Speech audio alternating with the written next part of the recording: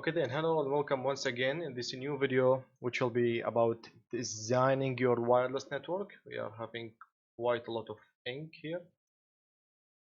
That should be good. Okay, this is will be all about designing your wireless network. Which components will you be using? It's either to be an access point only or an access point with the optional W wireless controller. That's it. And just in case it was only an access point, how will it be? If there was a wireless controller, how will it be and where should I place it? There will be another specific video subjects regarding placing and positioning, but just a brief overview about the architectures. I'm sorry, about the wireless LAN architectures. The first one will be called the autonomous architectures. Autonomous means the individual independent thing, individual independent device in the network that's doing everything by itself. So it's about an autonomous access point, an independent access point. This access point has an independent management done by the graphic user interface mostly. Okay, and it can serve one or more SSID. What I'm talking about is that what I've previously described as a BSS, where you have one access point and no controller. This access point is connected to a switch, but in this BSS, in this coverage area, there's only one access point that is doing everything. This one access point can broadcast or stream one or more SSID. Each SSID is considered to be a dedicated VLAN, a separated VLAN, if you remember VLANs. Okay, so the idea is to be like you can go to a hotel, and in that hotel, in the ground floor, in the lobby, you'll find like there is a three SSIDs, three available networks. One is called free guest Wi-Fi, the other is called Hotel X lobby, and it's logged to the password. This is only for the employees maybe. And the third one maybe have whatever name, the lobby restaurant, maybe because there is a restaurant away and you can receive some of the coverage of the WLAN there. So this depends, or maybe it's using the same access point, so it will be the same coverage, but the idea is will be like isolating some services, some wireless network. Each will be with some privileges. The guest will be only like for 30 minutes. The other one will be like for hotel residents, so it will be available for them freely, and they will get authenticated using captive portal. And authenticated using captive portal, leave it for the last or before the last video of this chapter when we go to security and authentication. Or maybe it's only like it's locked for the employees. In all the cases, I'm talking about a single access point in this floor, and this single access point is broadcasting or streaming, I'm sorry, multiple wireless LAN or multiple wireless LANs or multiple SSIDs. But you need to know each one will be a single separated VLAN, and the backlink going from the access point to the switch. Since this guy is broadcasting three wireless LANs, three SSIDs, each one of them is a VLAN, then this port will be trunk going back to the switch because it carries the three VLANs. Okay, should be a trunk. Adding a new SSID requires you to log into each access point individually in that hotel. Just in case there is no wireless controller, then there's only access point, and then you have to access each access point in your network individually to add a new VLAN, new SSID, a new config. But just in case it wasn't, or you don't want it to be run this way using the autonomous architecture, it's annoying to have 20 access points in your hotel or in your network, in your hospital, etc. And whenever you want to change something for access point number one or all the access points, then you must access each access point individually and reapply the same commands and changes again. Then you need to use a wireless controller. Using a wireless controller can be used in two types of architectures. The first type is called the split MAC architecture. Access points now will be called lightweight access points, because before they were some heavyweight access points. They were expensive, they can be operate individually without the need for a controller, and all the function can be applied inside the access point. The authentication, authorization, accounting, the AAA, quality of service, security policies, security filters, allowing someone to access and allowing another to not. Maybe some devices need to access the network by typing credentials, username and password. Others can be accessing using only a password.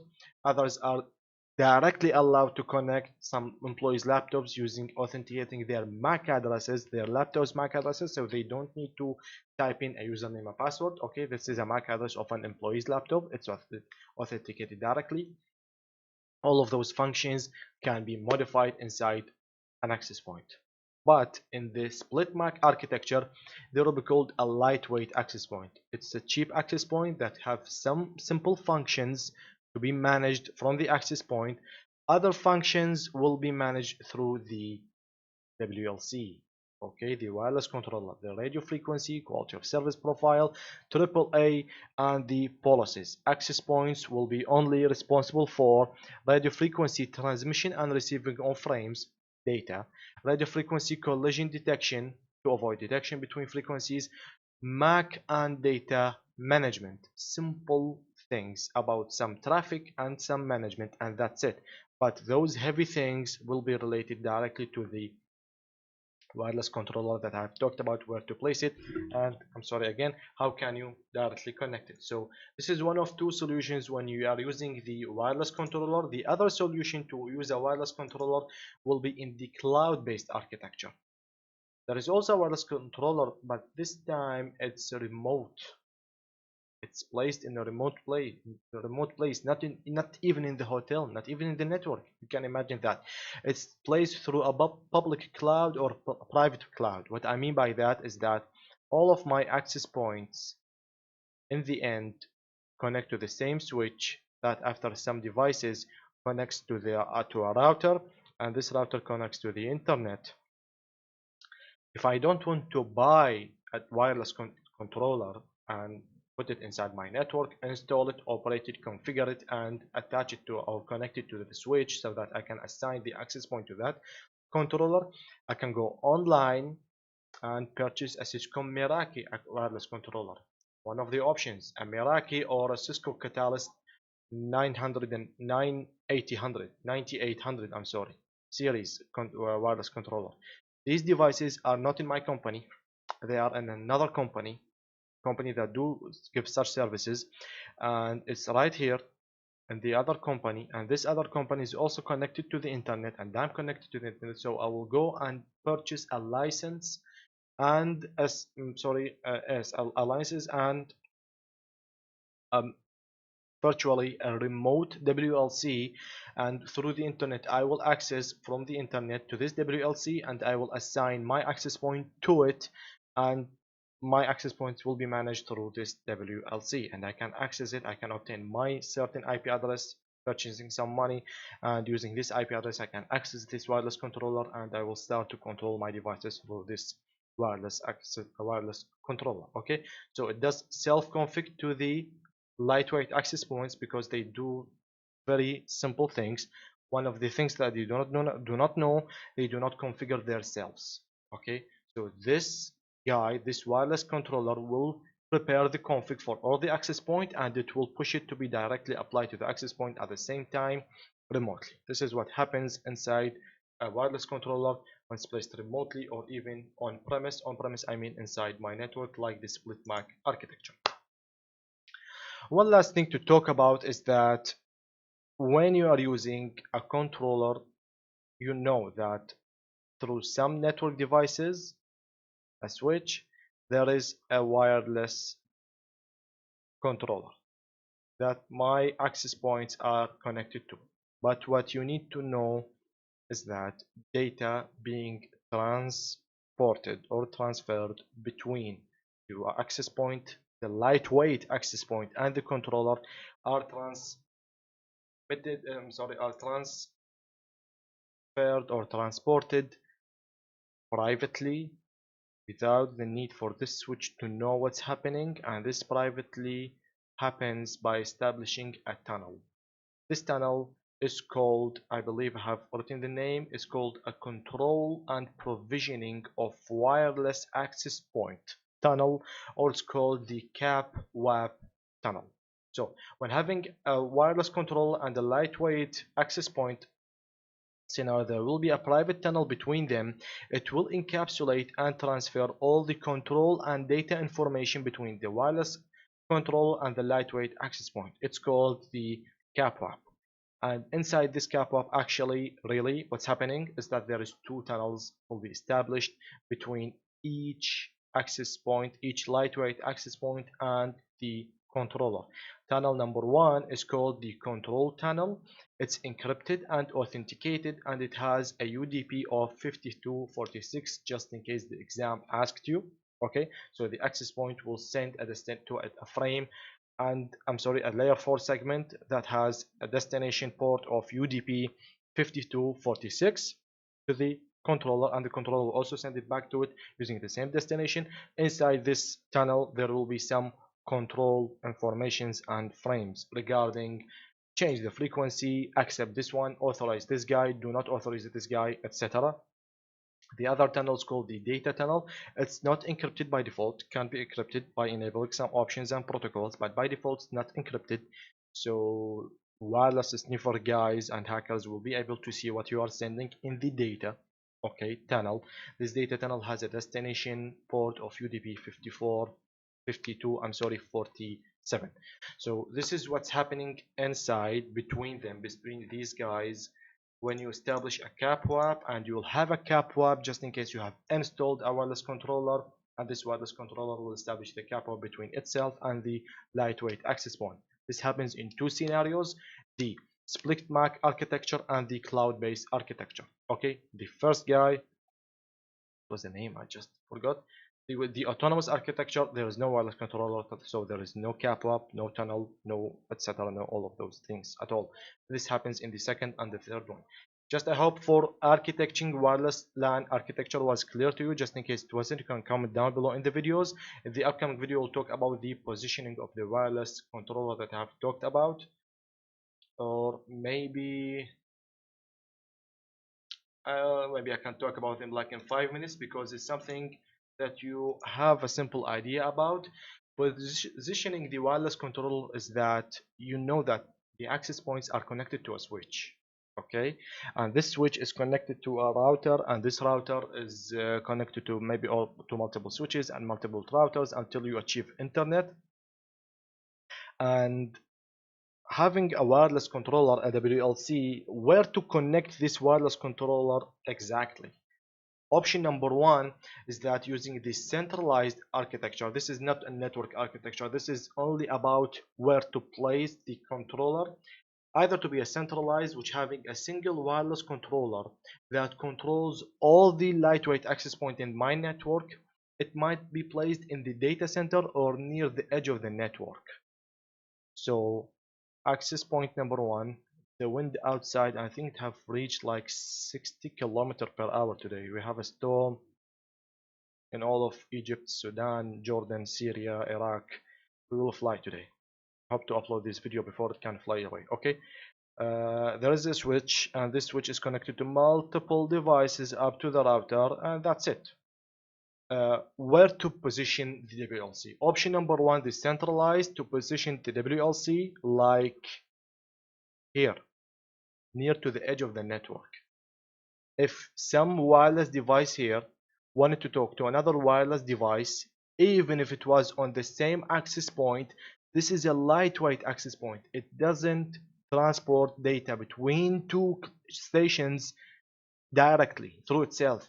It must ask for an authentication and the transportation from the controller. You can imagine that. So when I want to send something to another mobile, and both of us are connected to the same access point, I will travel all the way to the edge of the network to the controller.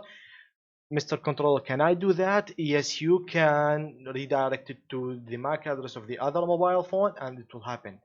It's traveling like the world and going back, just because you're using the centralized architecture.